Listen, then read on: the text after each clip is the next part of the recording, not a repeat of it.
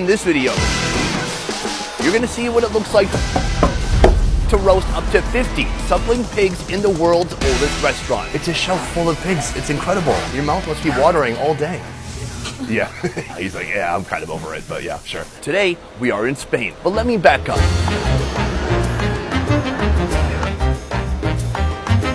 My only experience with lechon so far in my life has been in the Philippines, and every time I go, I make sure to get a big roasted piece of pork, usually the whole animal. But as far as I understand, lechon was created in Spain, but also the Spaniards colonized the Philippines. So did they introduce this concept of roasting a pig to the Philippines? I am told that that concept existed before the Spaniards were even there. Today I'm going to check it out, I'm going to compare the two, and tell you which one I think is the best. We're gonna head inside right now. So they're not opening quite yet, and they're gonna cook all the pigs for the day at one time. Oh, this way. Oh my gosh. It's like a massacre of pigs in here. Guys, let me show you what I'm seeing. As you enter, there are shelves full of pigs. Here, there's an oven. There's a pig inside there right now. So much roasting going on right now at this moment. So to get in, we must go around this way. We're gonna enter the pig room through the kitchen, and this place is fantastic. Take a look at this. This is Roel, my man. You are the pig master, right? Yeah, the suckling pig lechonero. He's from the Philippines. Roel's here. He's slanging out pigs all day, every day. Your most busy day, how many lechon are you making? Example, 40-50 pieces of pig a day. Up to 50. Wow, that is incredible. I mean, I've never been to a place where there's just a pig shelf. Your mouth must be watering all day. Yeah. He's like, yeah, I'm kind of over it. If you look inside of there, there are about 12 pigs in there. 15 inside. There's 15 inside? Yeah, 15 inside. Wow. So I cannot imagine how he is juggling these pigs back and forth in order to get them all cooked properly, evenly, all the way through. You can see right here, the wood is actually cooking inside the oven. It's not below, it's not above, it's inside with all the meat. How old is this oven? 300 years old. 300 years old. That's so badass. That's before the first Batman. Oh yes, you can see the granite has been worn down over time from so many pigs slipping and sliding on here. That is awesome. This is the staircase that descends down to the wine cellar. A cellar that's from 1560. That's older than your mom. Let's take a look. Oh, it's nice and creepy. We've got sprinklers put in from the 16th century. Oh, so people can hang out here and eat down here too. So after you go through this dining room, you can go down even more. Oh, look at this place. It's like a haunted wine cellar. It's so full of old fungus smell. These bottles look ancient. I can't even believe I'm in a restaurant night right now.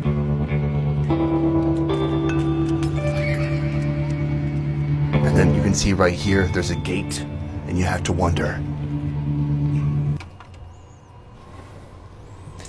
is that to keep people out or to keep them in?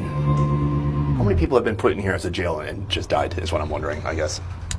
It's making me hungry. We should go eat. So right now it is time to redistribute and reorganize the pigs. You can see the tool he uses to put the pigs inside. It is a good 12 feet long. He's got to get way back into the oven. It is finished. Okay, so this is a finished one. This is how it looks when it comes right out the oven, and look at that. That meat looks incredible. It's steaming. He just rubs it down with the rendered down pig fat. Oh, so that is his new home until someone buys him. I mean, would you look at it, folks? This is a pantry that I want in my house. And this sauce, when this sauce is finished, they're gonna put it on the stove for another 2 or 3 hours and make it into kind of a thick, super dense, flavorful reduction, and then that's gonna join the meat. I do have one question for you. You've had Filipino lechon. Yeah. You've had Spanish lechon. Yeah. Who does it better? He's in a tough spot. He's like, who does he betray, his employer or his country? It's different because here in Spain, you cook 4.5 kilos, but in Philippines, 40-50 kilos. It's different. In the Philippines, a pig's going to be about 10 times the size. So, of course, it's going to be different texture, different ratios of meat to skin to protein. But if you had to choose one. Yeah, only one. Yeah. Pig. The suckling pig. All right.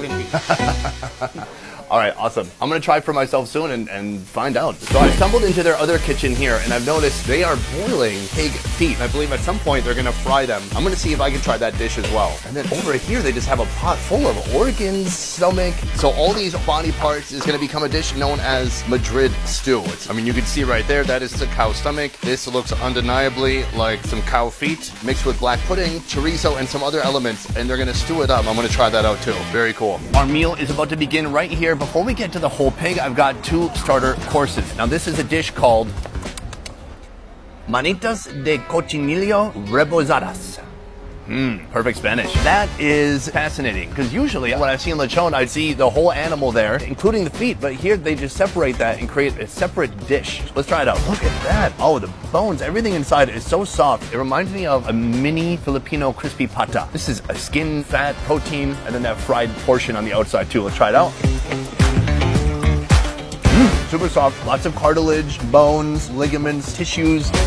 Some of it you can gnaw through, some you have to kind of spit out. A little bit of seasoning in the batter, but no super strong flavors in there. It doesn't come with a sauce, so I'm gonna add my own sauce right here. Oh yeah, that's the way to do it. Overall, very nice. Here is another dish I want to show you before we get to the lechon. It is called callos a la madrilena. Uh-oh, Spanish guy just looked at me and vomited. That means essentially the stew of Madrid. And so these are most certainly offcuts. Organs, stomach. I saw what looked like feet to me. Of course, there's chorizo. There is black sausage, like a blood sausage in here too. I'm gonna try the chorizo first. Oh, this is very delicious. It reminds me of a food my mom made growing up, because the base for this is like a split pea. And then when you're eating it, it's so sticky from all the collagen that's inside. It feels like there's super glue on your mouth. Let's see this broth. It's like an emulsified mixture of split peas, of fat, of collagen. It's very nice. Let's move on to a more intense part. This is the blood sausage right here. That's nice too. You know, the blood sausage here, it has rice inside. It kind of steeps up all that sauce. It gets really saturated. It becomes really tender and it falls apart in your mouth. Here is the stomach. It's like one of the most clean, savory, soft, tender stomachs you'll ever have. My mouth is literally sticking shut from all the collagen. That's so wild. These are our first two courses here. Next, we're gonna go back into the kitchen and see the lechons. Let's go to the kitchen. Boom. I'm here with Roel, and it is time to chop this pig. Take a look at this. First, off with the head. Now, they don't traditionally serve it with the head, although today I might ask them if they'll do it for me. This is gonna be cut into 6 pieces total. So we have the front quarter, the back quarter, and the ribs. So we have the whole creature all intact. Next step, they put on some potatoes. So that's gonna go back in the oven for 15 minutes, and we are gonna see you soon.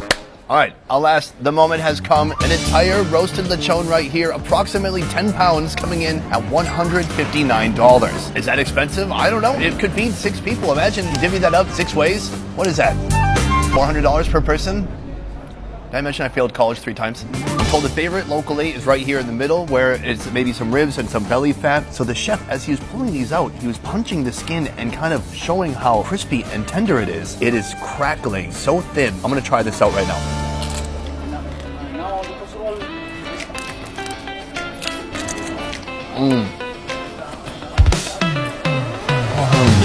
So sorry. That is the best pig skin I've ever had in my life. It couldn't be better, because you don't want it over crunchy, so it becomes like a chicharron. You want it to be crispy pork skin, and that's what this is, and it's just absolutely undeniable and perfect. That is a very good start. This is the hind quarter. I'm gonna take this off, so you can see the meat is falling apart so easily. Oh, take a look at that. White meat, glistening, shining, optimistic, hopeful, naive, and young, not ruined by the harsh realities of life. Wow. So the meat on the hind quarter, obviously it's more solid. It doesn't have a lot of fat in it, but it still remains very juicy, meaty, and then of course it's just covered in this very thin, delicious skin. Oh, Mom. These are not ribs like you would usually see ribs. They are tiny, tiny ribs. Above the ribs, we can peel off this meat and the skin. This is like the tenderloin, and then that is some crispy skin. This is the ultimate bite right here.